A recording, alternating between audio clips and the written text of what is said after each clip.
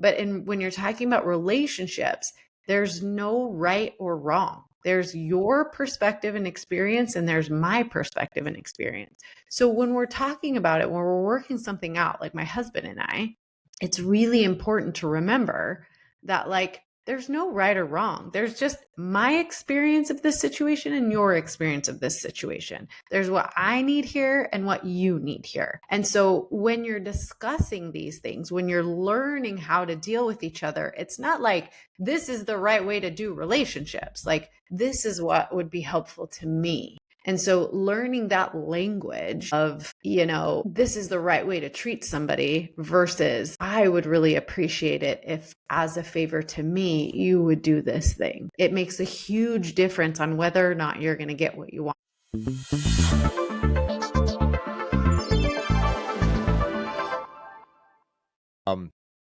But I do think this is going to be an interesting conversation because I feel like this is kind of a hot topic for whatever.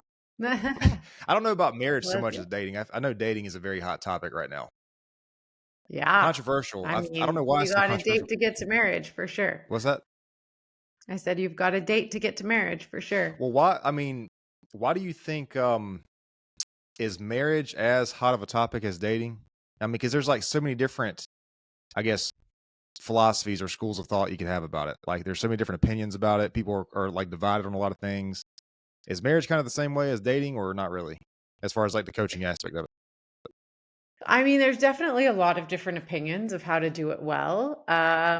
It's interesting because I just wrote a book, but it's not like the book. The book that I'm like eventually will write is all about the laws of connection, because I'm certain, and this applies to dating and marriage, but I am certain that there's laws that govern relationships, just like there's laws that govern gravity, right? Yeah. So you don't have to know the laws of gravity for them to work on you. Like if I throw my phone up in the air, it's going to come down and hit me with the same level of force that I sent it up, right? Yep. So I don't have to know that, but when I do know it, it makes the world around me more predictable. It makes it easier to navigate things because I know how objects are going to behave. I believe that relationships are governed by a similar set of laws. So you don't have to know the laws that are governing relationships, but when you do, it makes it much easier and more predictable, easier to work with people, to understand how they're going to react and respond when you do something. So eventually I'm going to write the 12 laws of connection, but okay, so I do think it's important to know. You think there's 12? I have created 12, Okay. but there could be more. I don't know. We'll see. So, all right. There's not less The than 12. last podcast I did, I completely skipped this part, so I want to make sure you have a chance to introduce yourself before we get too far, because I'll keep going. In this thing. So, if you want to tell us who you are and what you do, and then we'll get back to this. Sure. Well, I'll tell my story throughout the episode, but my name is Monica Tanner. I have been married for 23 years to a super hot man. We have 4 children together. The oldest just got married, and my next one just graduated. So we're like half empty nest. 2 of them have launched and are doing wonderful things, and then we have 2 still at home. I am a marriage and relationship expert. I talk intimacy, emotional, physical, sexual intimacy, and its importance in relationships. So that's what I do. I just wrote a book called Bad Marriage Advice. I mostly wrote it for my son and his new bride, but I figured that all of the things in there could really help all the married couples. So super excited for that to come out. All right. Yeah, I mean, man, there's so many different things that I want to talk about right here. Before we get into, because I want to ask you about like the intimacy stuff and the what seems like to be. We'll get to that stuff. Let me go back to the 12 laws just real quick. So, so you said there's 12. Is there like any particular order of importance? Yeah, okay. I think the first 3 are so important. because just walking around day to day, people miss these. And my first law of connection is very similar to Mel Robbins' best-selling book, The Let Them Theory. Mm, So I think what happens is, and the first, I'll tell you, the first law of connection is that the only thing that you have control over is yourself, right? And I think that most people, like I would say 99% of the people, if they haven't done the work, they haven't read the Let Them Theory, and they've like haven't like really, examined the things that they're trying to control, are trying to control all of the uncontrollables around them, and it exhausts people, mhm, right? So like I can't control my spouse, I can't control my children, I can't control the weather, I can't control the economy. Like there's so many things that people work so hard to try and control to make their environment more comfortable for them, when really the only thing we can control is ourselves. So that is the first law of connection. We can't connect with somebody we're trying to control. mm. And so that's something I think a lot of people miss in their dating and intimate relationships. Okay. Do you think that it's trying to control that person or that person's response, or do you think it's trying to control the outcome of what that person is in this person's life? Because Well, there's two ways that we try to exert control. One is from the one up. Now, this is typically, not always for sure, but typically this is a more masculine quality where we try to control people with either money or power or influence or just knowing more, right? So we try to control from the one up, try to get them to do the things that we want them to do, right? We want them to look a certain way, we want them to behave a certain way, we want them to eat a certain way, whatever it is, right? Controlling from the one up. right, Now, this is generally more feminine, but to control from the one down. Like, this is a little bit more passive. It's a little bit more controlling, like manipulative. It's kind of how women have learned to sort of get the things that they want from a man, with whether it's crying or guilt tripping or just kind of covert using their feminine wiles. mhm, This is became really there's a saying that like the man is the head of the household, but the woman is the neck, right? yep, And so that's kind of that same idea of men controlling from the one up kind of powerful position, like I'm the head of the household, but the woman is the neck, mhm, and how they control and manipulate from the one down. So that is, kind of the idea behind people trying to control the things that they can't control. okay. So you're talking about actual control, like manipulative control. Like when somebody says Yeah. this person is controlling, you're talking about that, like that aspect of it. Yeah. Okay. Because I was, Meaning like, oh, go ahead. well, I was going to say, I think it's a response to anxiety for a lot of us to try to control outcomes or to control, destinations. But I think controlling a person is like, if it, I don't know, I guess is, I guess fundamentally trying to understand it, the person still wants to control the outcome. I guess is what it comes down to. Yeah, by And I mean, controlling the people around them. Uh-huh. and I guess that's to your point. Like you can't really, I forgot how you phrase it. You can't love a person if you're trying to control them. Right. Yeah. Right. Or you can't connect to a Um, person. I can't remember how you phrased it. well, there is no intimacy with Right. control, right? Right. So the only thing you have to understand that the only thing we can control is Right. ourselves in any situation, Mhm. right? I can't control whether or not you love me. I can't control whether or not you like what I say on this podcast. I can't control whether or not you're going to go follow me or read my book or whatever, but we think that we can. Right. And so a lot of us, I will tell you, for a lot of my life, I tried to control the way people viewed me through people pleasing, right? Mm. Like I tried to be perfect. I wanted to get the best grades and perform the best in sports and things like that because I thought I could control the way other people viewed me. But I was so wrong in that, right? Like the only thing I can control is how I show up for this interview.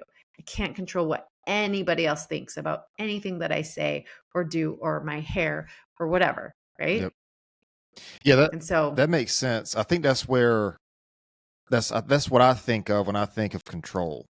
Is like, I mean, you want things to go a certain way in your life. I want things to go a certain way in my life as far as like health and stuff like that. So I do the things that are in my control to push me in that direction, but that's still sort of controlling the outcome. So, but I think the context that you're talking about control with relationships is more like the, I hate to use this word because it's so overused, but narcissistic, like manipulation as far as that kind of control. right. Yeah. Yeah. Yeah. So, like, if we remember, the only thing, like, I can control my Mhm. behavior, I can control my thoughts, I can control the things that I read, the things that I put in my body, right? I can control all of those things, but I can't control any of that for you. Right. Yeah.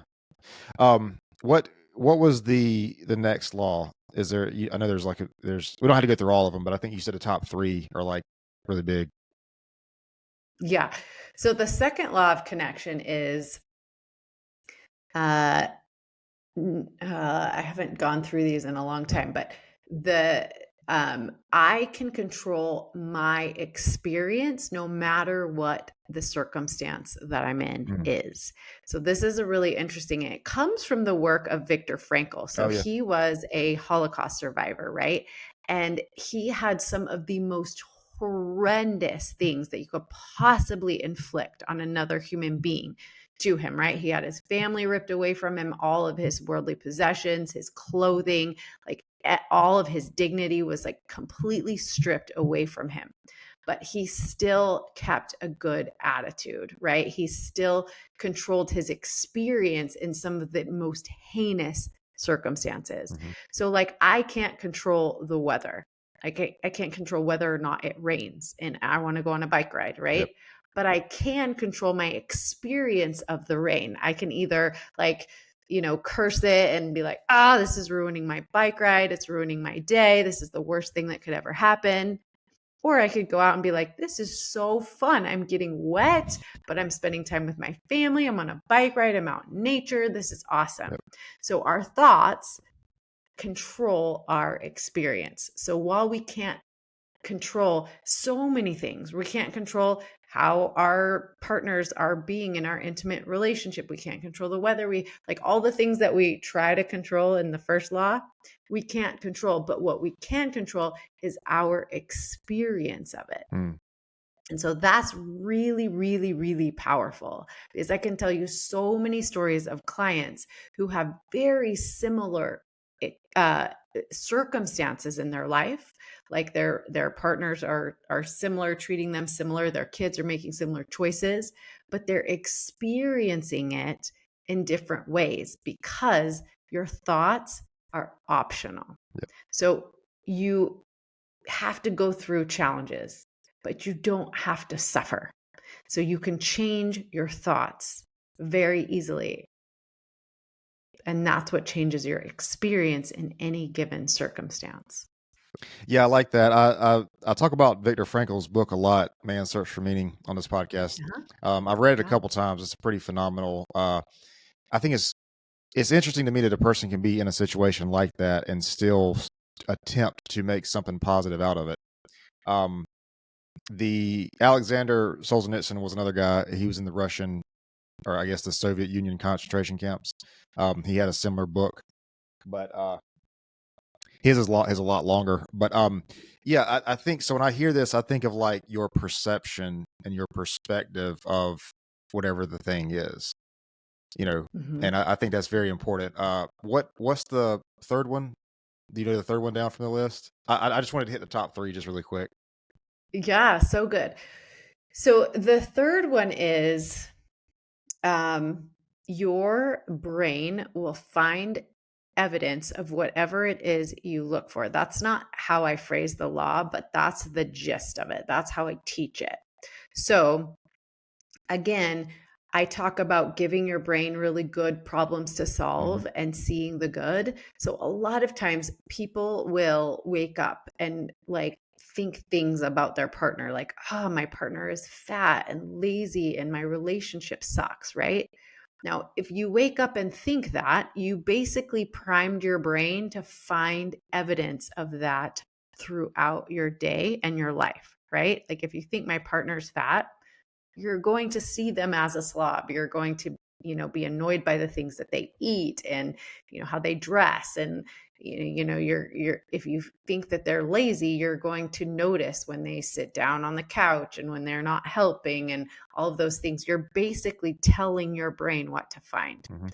So you can choose to see the good. You can wake up and think, my life is so blessed. I have so many incredible things happening. My kids are doing wonderful, making great choices, right? Now you've primed your brain to see those things. You will find evidence of that. And the other thing is your brain is really good at solving problems. And so if you're not intentional about the problems you give your brain to solve, it's just going to on default, like my house is too small. I'm doing everything. Like, you're going to start finding problems Mhm. all throughout your life, but you can be really intentional by giving your brain problems to solve. And I always like to talk about marriage and relationships, right? So like you can like wake up in the morning and be like, let's look for ways that my spouse is specifically blessing my life today. Let's look for ways to connect with my teenage daughter who's like, going through a rough time, who's like really difficult to connect to, right? You can give your brain good problems to solve and like take advantage of that strength that you have, this brain that solves problems, but like don't let it just find problems for you to solve on default. Give it really good problems that are going to propel you forward. Like how can I make more offers today to make more money in my business? Or, I mean, use any sphere of your life, but give your brain a good thing to work on and then listen throughout the day for the solutions it gives you. Yeah, I like that, man. I think that's real. I think if you don't have a problem to solve, you might self-sabotage yourself into a problem to solve. um Right, exactly. okay, so I want to get back to problem solving a little bit because I think how people solve problems, especially in relationships, is so it's almost so unique to each person, like to each partner. And I think each set of boundaries had to be crossed, but at the same time, the problem does have to be solved in some way. So I don't know. Maybe we can talk about that. I want to ask you really quick though. Um, so we're talking about these three laws, and we're talking about sort of the fundamentals of connection. I think there's a especially now, especially like in 2025, there's a lot of things that keep people from traditional relationships or from traditional marriages. Um, and I I'm not going to take one side or the other, but I hear a lot of men say that they feel like once, and these are men who are not married, but they feel like once they get to marriage, then it's like I guess the woman's pursuit is sort of solved, and they feel like their fear is that she's gonna drop back. I mean, yeah, back down from that, from whatever it was in the relationship. So in other words, there's men out there, and I don't Hmm. subscribe to this This necessarily. is really interesting. You're talking about unmarried men, and Yeah, this is what maybe their yeah. fear about So getting married. yeah, so I have heard men say, and I'm really asking your opinion on what you would tell these people. I have heard men say that if they date a woman, everything's going well, both sides are happy, whatever. If the relationship becomes a marriage, the fear is that that woman will sort of no longer contribute the way she is in the relationship if she's after the marriage. Because like, Mhm. and I'm not saying I necessarily agree with that, but here's what I do agree with. When people say I want to be married without first knowing the person, from the outside looking in, that sounds like you value a marriage more than you value a union with a person that you love.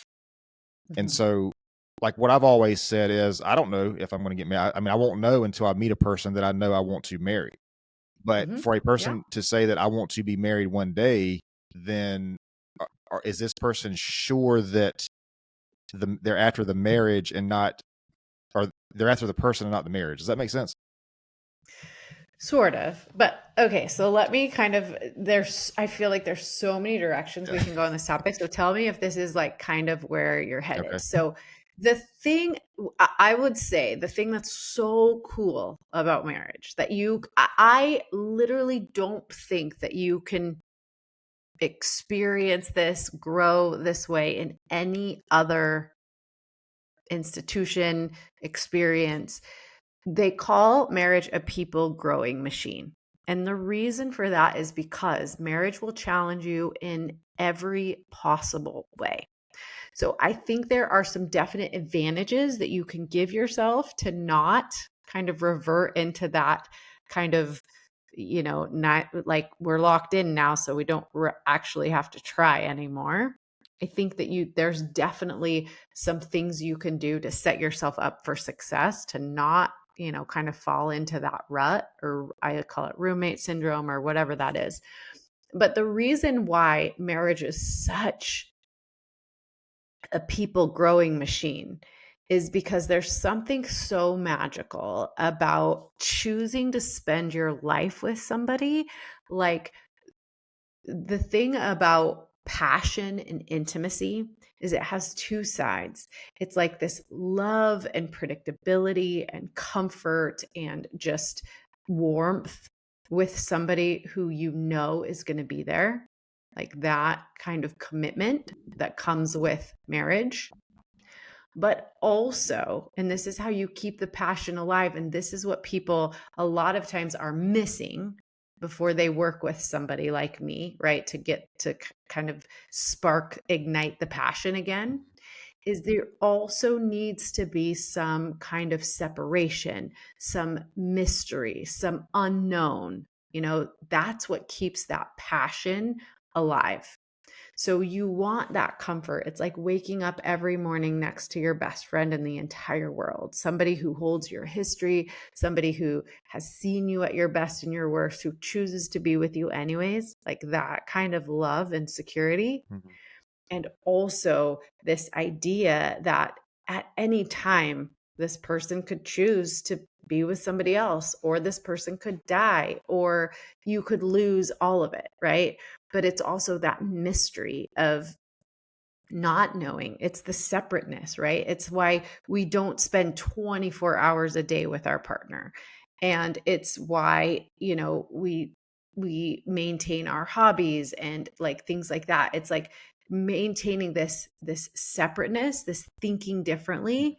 You wouldn't want to marry your clone. You want to marry somebody who's different from you, but it's like honoring those differences and learning how to, kind of stay curious and stay open and like honor their perspective and their opinions and things like that. So we can talk about like compromise versus collaboration in a marriage. And I think something that's so important, but also the idea that divorce is always an option. It's always on the table. Like, this person does not have to stay with you. And so I think the idea of differentiation, which is being able to be really close to another person while also maintaining your individuality, being able to tolerate discomfort for growth. All of those things built into a marriage is what keeps it healthy and thriving and passionate and intimate. Okay. Um, But you can't get that any other way. There's no other endeavor you will do in this life that will grow you as much as a long-term committed relationship like marriage. well, yeah, I definitely agree with that. I think the best way I've heard it explained is that intimate relationships are a mirror for yourself, and they will certainly cause growth in your life one way or the other. Um, so I think the point I'm trying to make is that so do you think that there are marriages that exist, and maybe this is like most of like what you work with, but there's marriages that exist where maybe one side or the other, one partner or the other feels like the other partner is not contributing as much effort as maybe prior to the marriage, like to the Mhm. union. Yeah. Okay. So, Yeah. So I think so in my book, I write about this myth, this idea that once you get mhm, marriage, that once you get married, you're stuck. mm, Like, like a lot of marriage experts you'll hear is like they'll give this advice like take divorce off the table, don't even say the word, like once you get married it's done, like done deal. No, we're not going to ever talk about divorce. And the idea behind this is commitment, Right. right? Like we're going to get through the good and the bad together. You know, we're not going to use divorce as a weapon. We're not just going to throw it out there when we're not happy or disagreeing or something like that, right? However, the reality that is a lie. Divorce is always an option. Like either party could at any point up and leave, right? And so I think that's going to mitigate this idea that one person isn't trying very hard, is because the focus of your marriage should be creating a connection Mhm. that both partners are invested in choosing, right? So you do want to create that commitment, right? Like I choose to be here with you even in the good and the bad, right? If we're completely broke, or if we've made crap tons of money, Mhm. or you know, in sickness and in health, right? All of those things, yes, you want to choose each other through all of those things, but it becomes really powerful when you acknowledge the fact that you don't have to choose each other, I that think you choose to choose each other. Like whether you're talking about good emotional connection or good sexual connection, the most important thing is choice. I have a choice to be here. I want to be here with you emotionally. I want to be here with you sexually, not because I have to, not by obligation. yeah, so I get that and I understand that, and I think that, I think though that a lot of people have more to lose other than the relationship if there is a divorce at play, and I think for a You lot mean of like people. financially? What's that? You mean like financially? Well, financially could be one, but it also could be, morally or culturally, because I think that, like, a lot of religions really are very much against divorce, and they're also against anything that's premarital as far as, intimacy or anything like Mhm. that. So it's like it's almost that those people in that situation have to be married to a person to be with that person, and then once they're married, their religion says divorce is not an option. So, like, I guess for some people, maybe it has more weight, like that legal commitment through, a government, through the government, has more weight than maybe somebody who's not as religious or not in that, or who doesn't have a financial at stake or whatever it is. um so But what's interesting about that is the divorce rate is the very same, even in the most conservative religions where divorce is very, very looked frowned upon. hmm. They have the same divorce rate as somebody who doesn't believe that. Well, I would that makes sense. I would imagine though there's more. It's harder. It may be a little harder for people if they have that inherent guilt from a religion. So I guess Mhm. there's more weight. So maybe if that wasn't there, maybe the divorce rate might actually be higher in those religions. I don't know. I don't know. I'm just speculating. But what I'm trying to get at is, so if we have a marriage and there's two people, and before the marriage there's all this kind of effort, and then once the marriage happens, one side or the other, there's no more effort.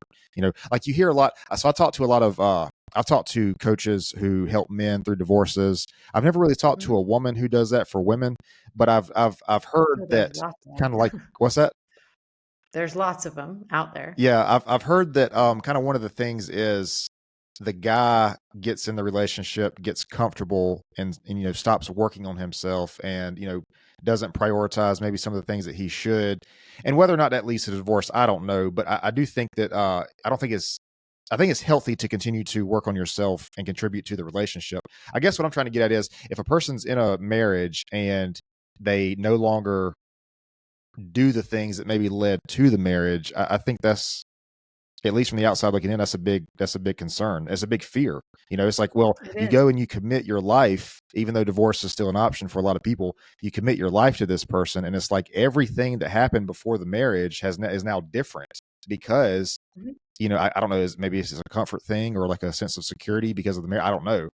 Maybe it's different for every person, but I think that's sort of the fear that I was getting at, that some people express about marriage, or one of the many fears.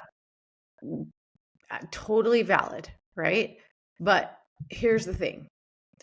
Again, it's like it's all about control. Like you can't control how the other person shows up to the marriage. You can't control whether they keep trying or putting in the effort or, getting dressed up for you every day, right? You cannot control that. What you can control is how you show up to the marriage.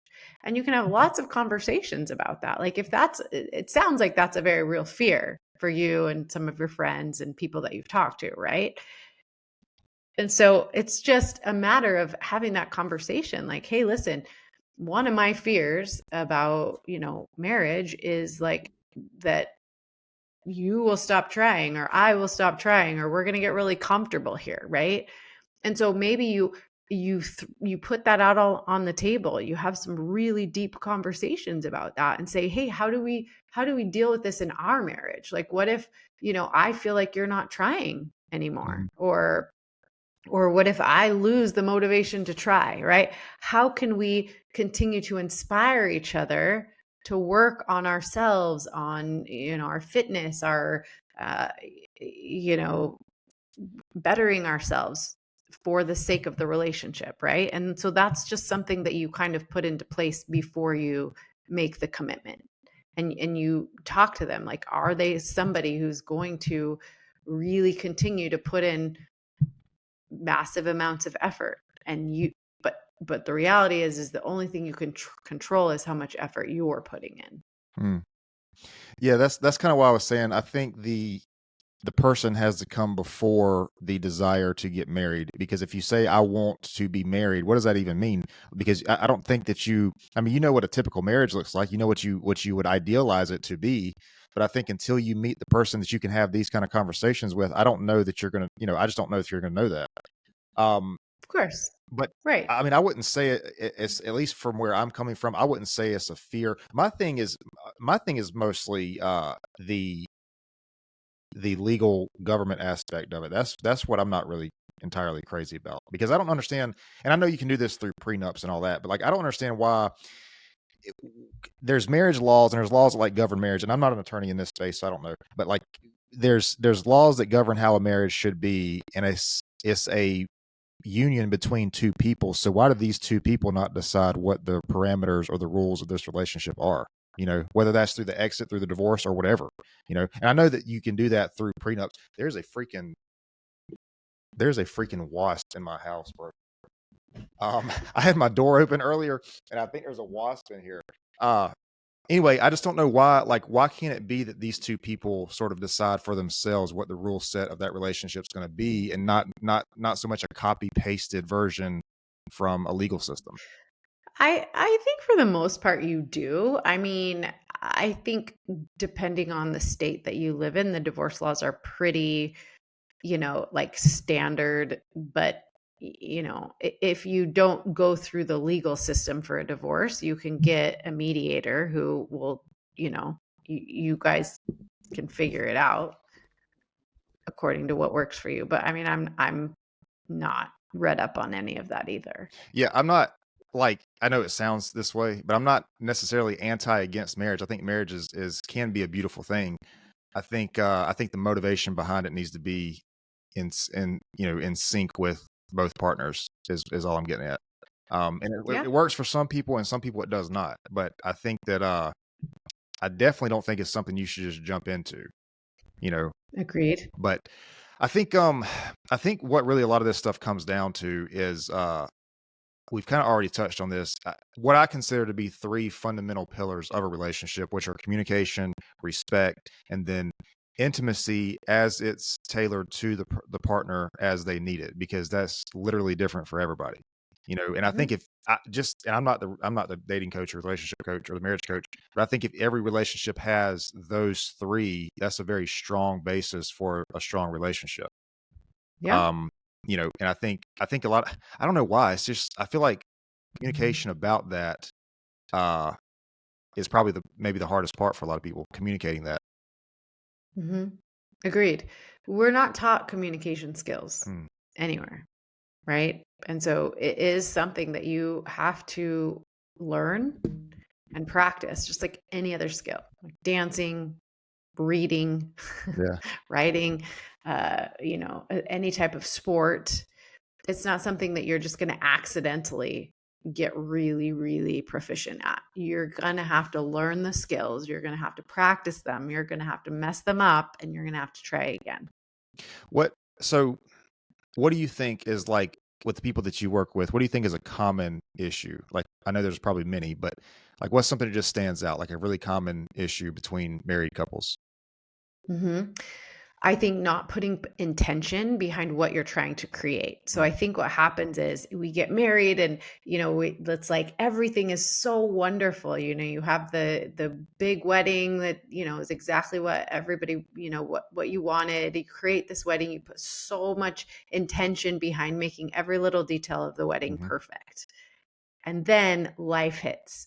You've got a mortgage, you're having children, you're working on your career, your business or whatever you're doing financially, the bills start rolling in and you start to actually see your partner for all of their strengths and weaknesses and shortcomings and annoying habits and you what happens is maybe you start with the best of intentions of communicating and talking through things, but it doesn't always go so well because you'll clash, mhm. right? You'll have your old childhood triggers and adaptations will come into play. You don't have great fighting, communication, repair skills, and so things will start to not go well. And so people will start to withdraw, they'll fall into these dysfunctional dynamics and without help it can be really really disastrous. So I would say just not being well equipped for conflict resolution, repair, Mm, being able to stand up for yourself when it's really important, those types of things. And those are things that you can absolutely get help with from a coach, from like a third party that's removed. So I think what I see a lot of people do is they get into these dysfunctional dynamics that they can't get themselves out mhm. of because they're in the middle of it, right? They're too close to it. They can't see how their behavior is impacting their partner Yeah. and how their partner's behavior is impacting them. And so when you get a neutral third party and they're like a coach or a counselor who can show them what you're talking about, the mirror, right? To show them what they can't see about themselves and about each other and the relationship, I think then you have a really powerful way to interrupt that dynamic and create something more healthy. Yeah. Yeah, for sure. Um, hang on just a second. I gotta handle this really quick. Okay, so what I really like about that answer is again it goes back to communication. I feel like communication is what would solve most of what you just talked about. And I Yes. mean I think you are right. I think for whatever reason we're not really taught communication, or maybe for some reason I think we think that communicating boundaries or needs or are a bad thing. And hopefully, I don't know. Hopefully, by the time it gets to a marriage part of the relationship, hopefully those things are or are taken care of. But maybe not. Maybe I mean it sounds like in some situations it's not. Those conversations haven't been had. Um, but I that think a lot of people just didn't have a good template, right? mm, Like they didn't see their parents communicating in a healthy way.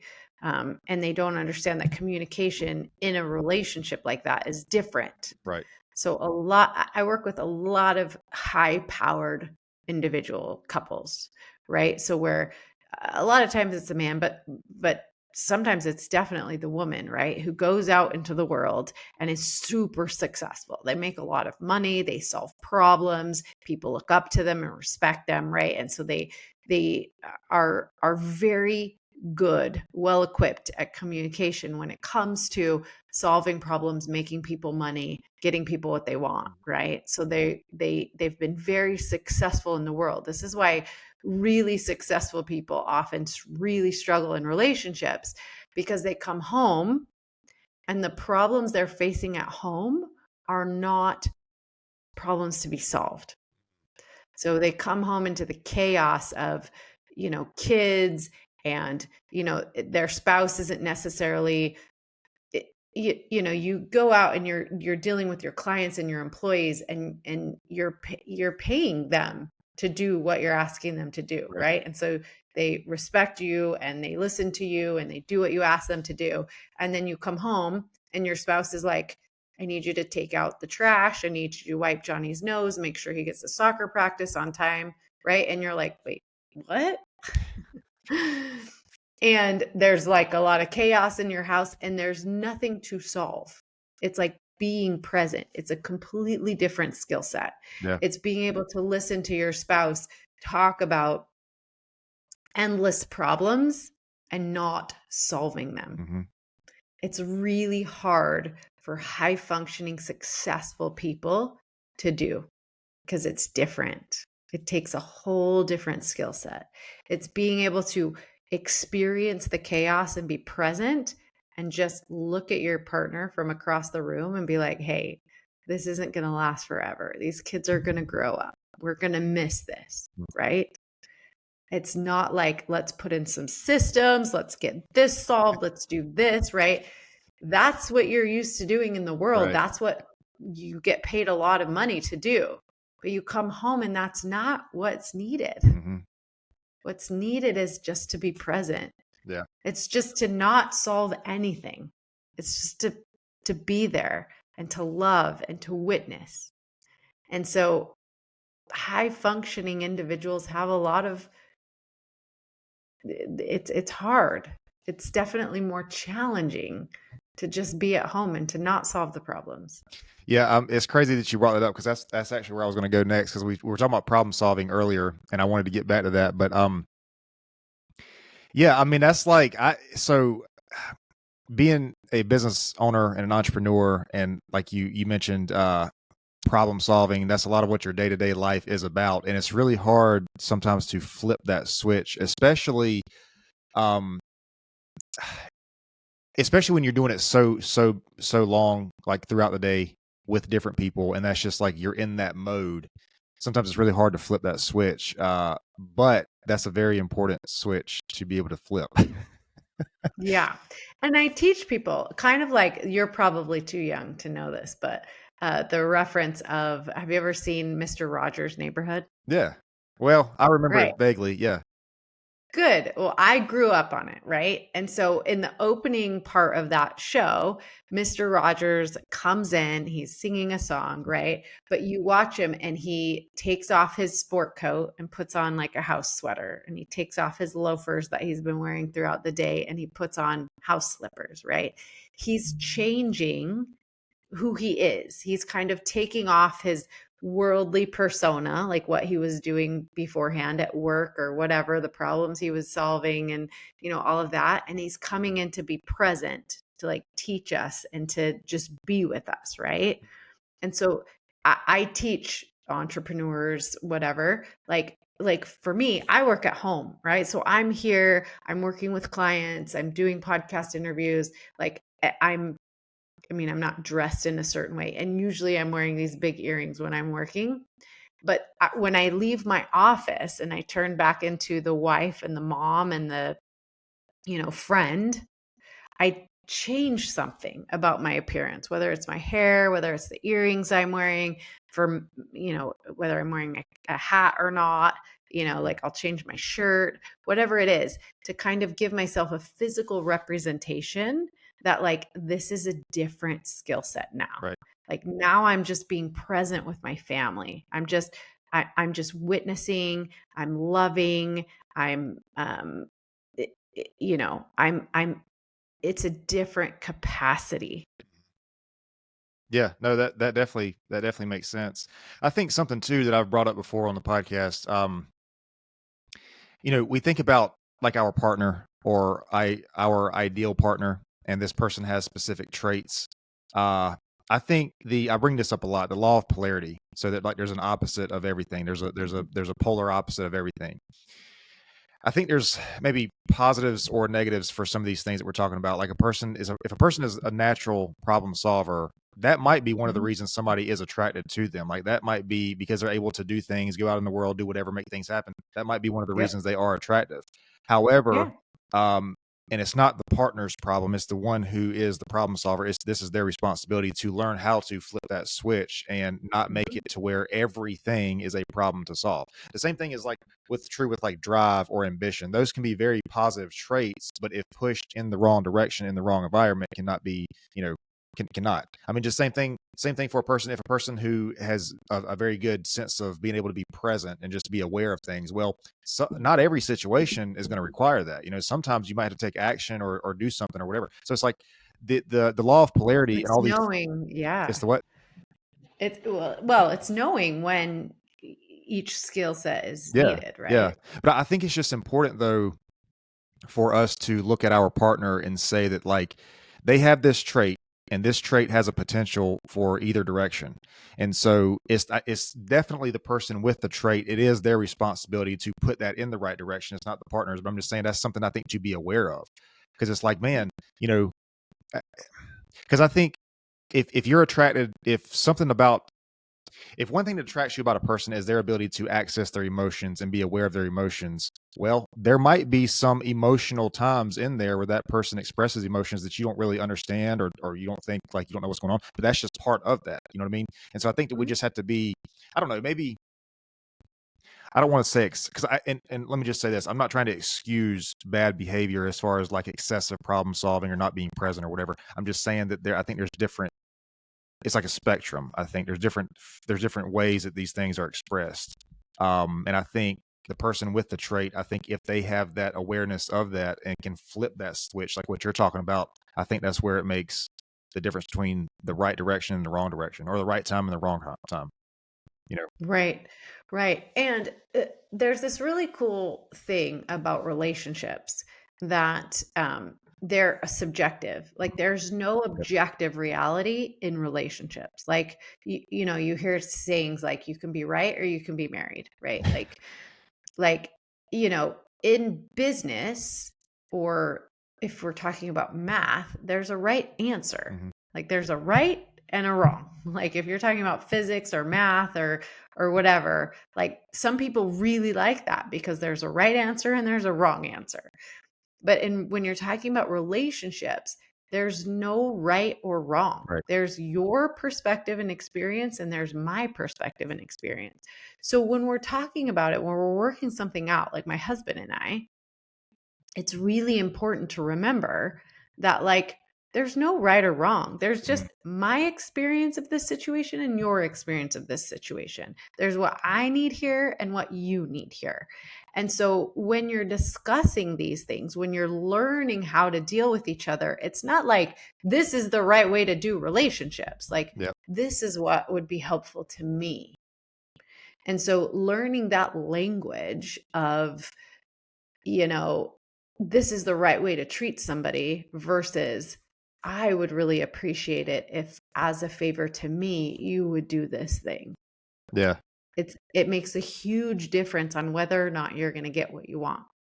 Yeah, that makes a lot of sense, and that's a good way to put that because I think a lot of times that's what arguments are, is trying to change that person's perspective or mind about things. You know, I mean, sometimes you don't feel heard. Sometimes there's whatever it is, but I think trying to change that person's mind, I think, is not maybe not the right way to do it. I mean, I know Right. people want to be heard and people want to be understood, but Right. but you are right. It's going back to the second point. I think it was in the laws, the 12 laws, is the experience, the perception of the experience, like what your experience is.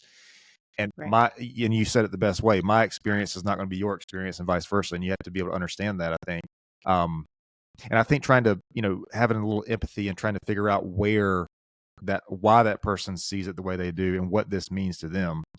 Because we were talking about intimacy earlier, and we didn't really get a chance to get into that too much. But I mean, I think that's different for everybody. Like the intimacy that somebody like that can be different for everybody, what they need, whether it's emotional or physical or whatever. And I think it is subjective to that person. And that's Yeah. why, like, my definition of love is like when you try to treat the person not how they want to be treated, but how you know they they feel your love, if that makes sense. Like, so okay, for Yeah. let me just do a really quick example.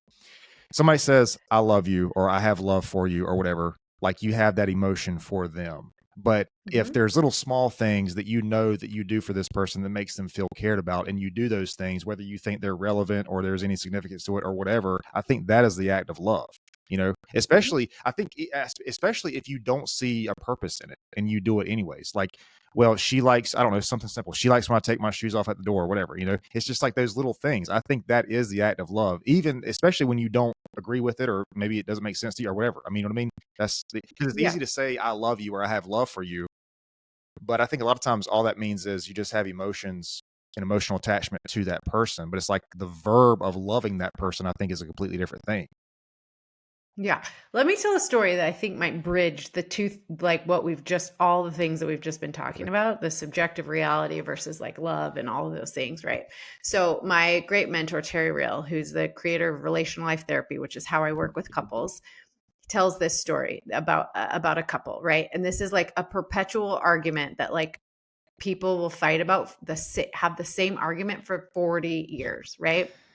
So it's like a husband and a wife, and the husband is driving, and the wife is like white knuckling next to him, right? Like he's, changing lanes quickly and cutting people off and like in driving fast. And she's like, oh my gosh, like, oh my gosh, oh my gosh, right? Now, one way to address that is like the wife's like, dude, why are you're driving so recklessly? Like, what the heck? Like, slow down. Why are you acting that way? Right. So now, and the husband's like, you are way too nervous. Just chill out. Like, I know what I'm doing. This is how I drive. Right. So now you're in an objectivity battle. You're reckless. You're too nervous. And you could have that objectivity battle fight for the next 40 Mm-hmm. years. Now, imagine if the wife says something like this: hey, honey, I know that you love me, and I don't think that you want me to sit here being nervous every time we're driving together. So, as a favor to me, when I'm with you, could you please slow down a little bit, use your blinker, and like not change lanes so quickly? Yeah. Of course, the husband's like, yeah, not like you're telling me I'm wrong for the way that I'm driving. Mhm. It's like, this would work better for me as a favor to me because I know that you love me and you don't want me to sit here like peeing my pants the whole time we're driving Right. somewhere together. Now you've taken the objectivity battle out of it. It's not that you're a reckless driver and you're too nervous.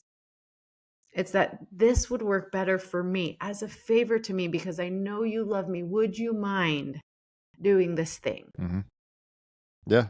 Yeah. That's an incredible. That is the difference, Yeah. right? It's a way of communicating. It's a way of taking the objectivity out of it. It's completely subjective. It's like, hey, there's 100 women who could be sitting here and have a completely different experience. But for me, it makes me nervous when you do this. So could you please do this a little bit differently just for me? Mm. Yeah. That's a good story. That's a good way to put that. I know we got to wrap up shortly. I want to make sure you have enough time for this. Do you have a website or anything? I know you said you got a book, possibly a book already out, one coming out. Yeah. So the best way to learn all the things about me, you could all my free resources like my podcast and social medias, how to work with me, all that thing you can find at my website, which is just monicatanner.com. My name spelled right there. If you're watching, if you're listening, MonicaTanner, monicatanner.com. And then my new book is called Bad Marriage Advice, and you can sign up on the waiting list, get some free gifts, and learn all the things at badmarriageadvice.com. All right, perfect. And I think if I have links, I'll put them. I'll put them with the video.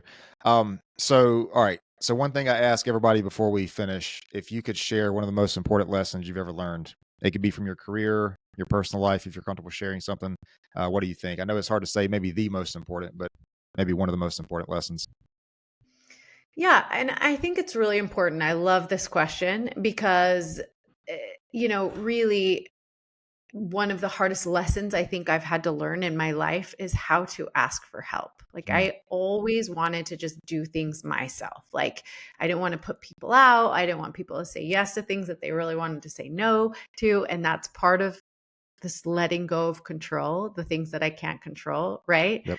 And so learning how to ask for help, both like in my life, like raising children, asking my partner for help with things, and ultimately like asking a coach or a counselor for help with my business, with my fitness, with my marriage, all of those things. Asking for help is a strength.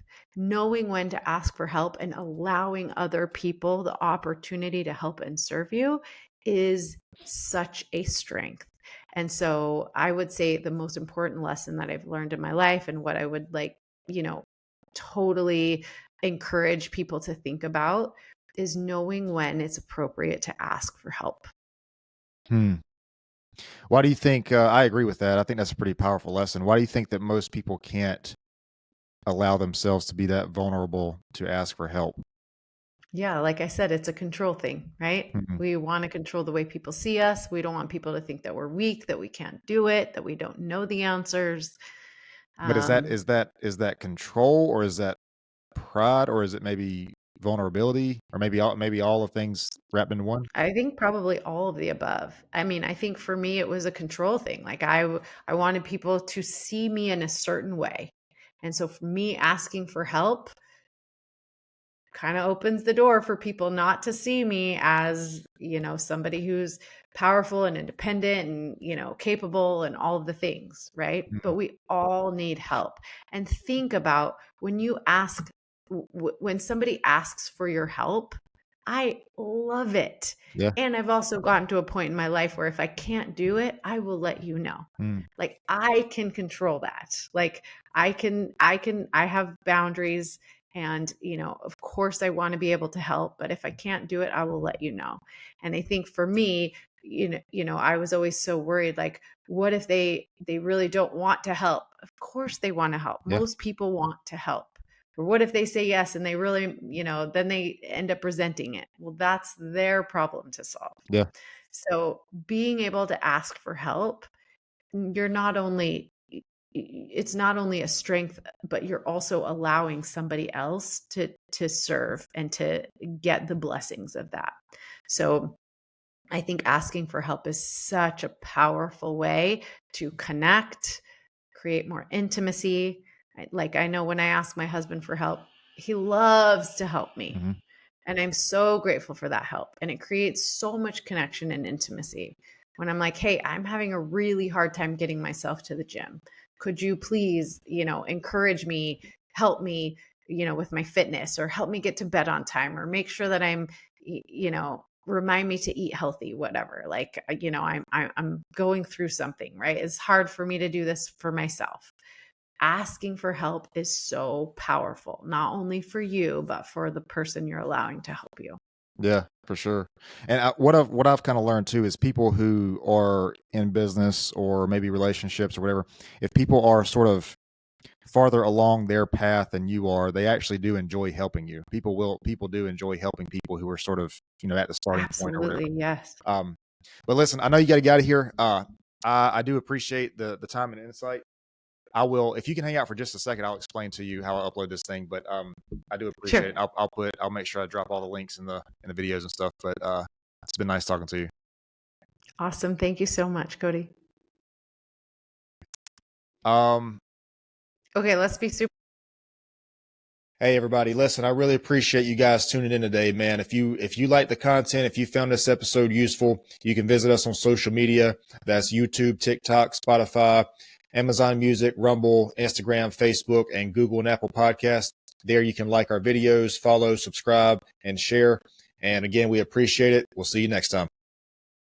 This episode is brought to you by Excel Coaching Academy. Hey guys, I'm really excited to let you know that I started a mindset coaching business. So, what I want to do with this business is I want to help entrepreneurs, business owners, salespeople, leaders, and fitness enthusiasts or athletes develop the right mindset to increase revenue, improve business or performance, and overcome the challenges needed to become the best version of themselves. You can get more information about this by emailing info@excelcoaching.academy.